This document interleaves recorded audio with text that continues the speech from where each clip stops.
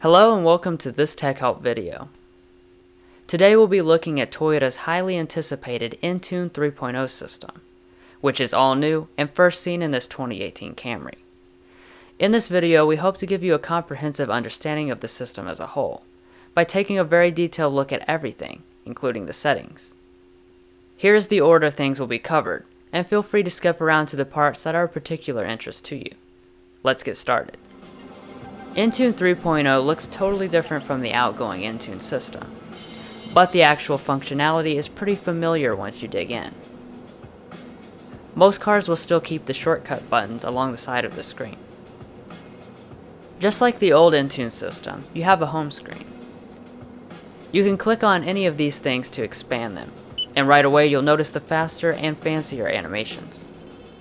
This is Bluetooth audio, and in here you can play, pause, and skip tracks. The menu is now along the side, including the other audio sources. There are several, including FM radio. Cleanly along the bottom, you have all of your presets that you can scroll between. To set a new preset, just tap on one of the blank ones when you're tuned to your desired station. You can even view a station list that breaks them down into separate genres.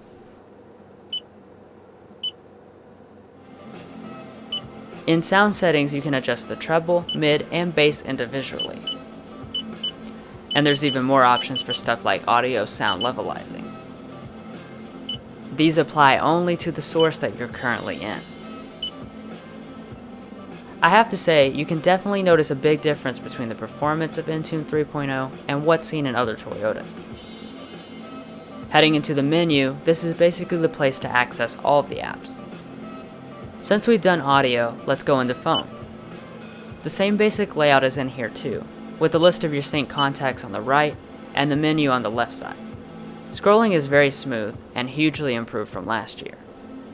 You can also search for certain people using the on-screen keyboard. There's obviously other stuff in here too, like a manual dial pad. And also text messaging. You can click on these texts to have them read aloud to you. Okay, great. Thank you all. And you can also reply using some pre-made quick messages. One of the biggest new features of Entune 3.0 is the addition of a variety of apps, both existing and new ones. For these to work, you will need a phone with the Entune app connected to the system. When you do, the suite includes iHeartRadio, Pandora, Slacker Radio, Yelp, NPR One, Sirius iFree, Destination Assist, and Scout GPS Link connected navigation, which we'll talk about more in a moment. In addition, there's the regular stuff like real-time traffic, weather, fuel prices, and stocks. All these are available subscription-free forever. I'd also like to mention that in-car Wi-Fi is available on certain trims of Entune 3.0 equipped cars. It's powered by Verizon, and you'll get a 6-month or 2 GB trial period. Also related to that is the Remote Connect app, which allows you to remote start, lock, locate, and monitor your vehicle's status from your phone. It's also free for 6 months, but Toyota hasn't released what this or the Verizon data will cost after that period. As a little add-in, I would like to note that Toyota still hasn't added Apple CarPlay or Android Auto abilities. While it is possible for them to add that support at a later date, they do not have any plans to do that at this time. For navigation, there are two different options. On most models, you'll get access to something called Scout GPS Link, aka Connected Navigation. Kind of like Android Auto or Apple CarPlay, it runs through your phone and projects a map onto the infotainment screen. That app is free for 3 years. The other option is Dynamic Navigation, usually reserved for higher trim levels. New to Entune 3.0, it wirelessly and continuously updates the map so that you never have to go to the dealer to get a new SD card.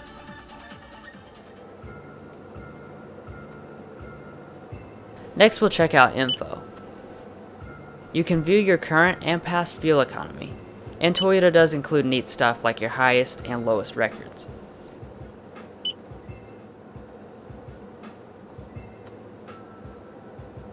In the bottom right corner, you have display settings. You can completely turn off the screen, or you can just adjust the brightness and contrast of it.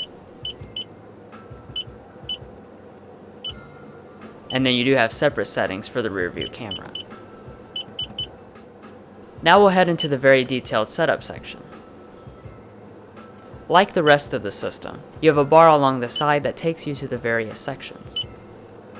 Let's start in general. The home screen that I showed you earlier can be customized here. You can pick between several different layouts. And then you can pick what apps you want to go where.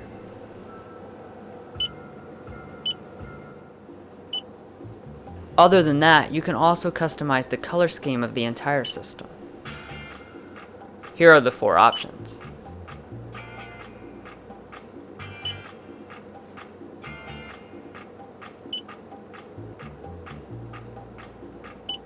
I really like the white color scheme, but I'll go back to what it was since it looks better on camera.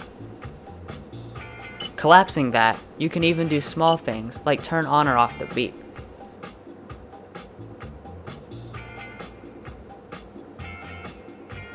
Moving down, you can turn off the improved animations and set up driver settings. This is a pretty neat feature that links all of the system's preferences to a certain Bluetooth phone. This would allow you to maybe make the color and home screen layout different from the way your spouse likes it. And then when you get into the car, it'll recognize you and put things back to the way you like them. And finally, at the bottom, there is screen sensitivity. Up next is Bluetooth settings. All this stuff is pretty self-explanatory, and you can add and remove devices right here. There's also a device list for all of the paired phones.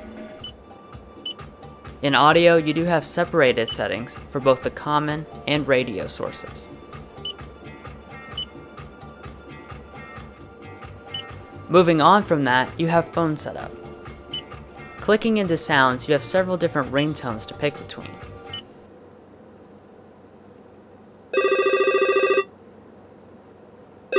Incoming call from John Smith. Incoming call from John Smith. The system also allows you to adjust the volume of those ringtones. One thing I noticed is that my song started back where it left off instead of all the way over like the old Entune system would do. The notifications submenu allows you to adjust very small details, such as if the incoming call takes up the full or just part of the screen. And the same goes for messaging, with things like automatic message readout. Voice settings are also fairly neat. Toyota lets you customize how much the system talks to you, the volume of it, and even a training session that helps the car better understand how you talk. Vehicle settings are another detailed spot of Toyota Entune. I'm not going to talk about this area because it's different depending on what model you are in, but just know this is where you find the settings related to your vehicle specifically. Well guys, that pretty much concludes this very detailed look at Toyota's Entune 3.0 system. We hope you found this video helpful, and we ask in return that you hit those like, subscribe, and comment buttons below. We have plenty of other automotive content on our channel, including lots of Toyota reviews, so be sure to check that out. See you next time.